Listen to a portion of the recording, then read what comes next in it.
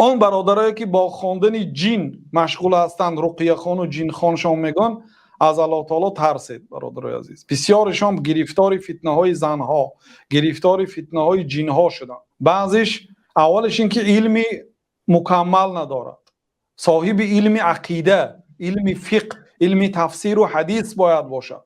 پیشینه عالم ها یگان تی آنها جین خان نام نداشتند، رقیه خان نام نداشتند، بله قاضی بودن، امام مسجد بودن، عالم بودن، درس میگفتن. گاه یک آدم محتاج شده بیاد یک دو آیت میخوندن تا اینکه همین جینش براید. ببینه امام احمد آمدن گفتن که به یک آدم جین در آمده است، همون چیکار کنم؟ گفتن کفششون دادن، سبحان الله، پای افضل دادن، گفتن رفته همین گوید که با همین کفش امام احمد میزنیم برو.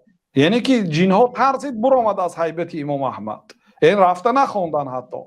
لیکن این گپایی که مقصد جین شما در روسیه و از تاجیکستان استاد قطیش گپ میزند، این چیزا اهمیت ندیتون. برادرایی که رقیه میخوانید اولش این که از الله تعالی ترسید، علم آموزید، علم عقیده آموزید، زنها رو مثلا بی عورت و بی فرنجی و بی حضور محرمش نخوانید. دویمش این که اینقدر با جنها صحبت نکنید، برای اینکه در این هم فتنه این که شما گویا که یک اولیا هستید که جنهای به گپ در آوردید. این از شما نیست، این از بزرگی قرآن است. لو انزلنا هذا القرآن على جبل لرأيته خاشعا متصدعا من خشیت الله. الله تعالی میگه که ما این قرآن اگر به کوه نازل کنیم، کوه پاره پاره میدیدی. پیامبر صلی الله علیه و سلم اگر به پیامبر صلی الله علیه و سلم قرآن نازل شد در بالای شتر باشن، شتر هلاک میشد. این سنلقی علیک قولا ثقیلا، ما به شما قولی وزنین نازل کردیم. قرآن در سوره مزمل میگه الله تعالی. یعنی این از بزرگی شما نیست وقتی که دو آیت میخونید جین به سخن میدراید و جین از زبانی کسل گپ میزنه، این به دلالت به بزرگی شما و به فضیلت شما نمیکنه. ای رقیه خان محترم، این دلالت به بزرگی قرآن میکنه که او کلام الله است.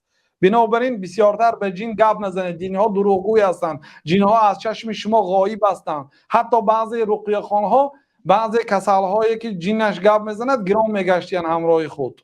مقصد به خانه دیگر بیمارها میرن، این بیمارا میگن که بینچی در این جین دارد یا ندارد.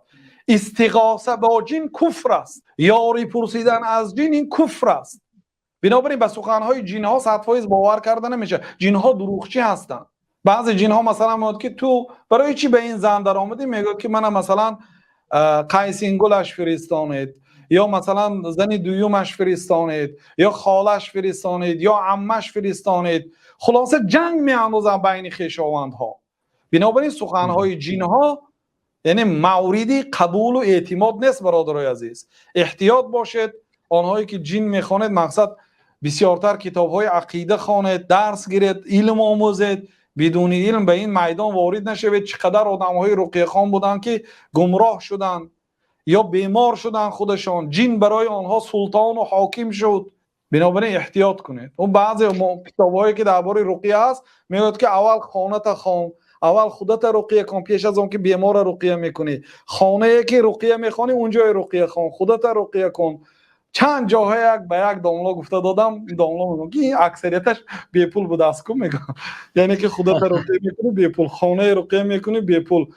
با هم خیلی چند چه ها داشت. مقصد یعنی که از این کارها پرهیز کنید برادرها، احتیاط کنید.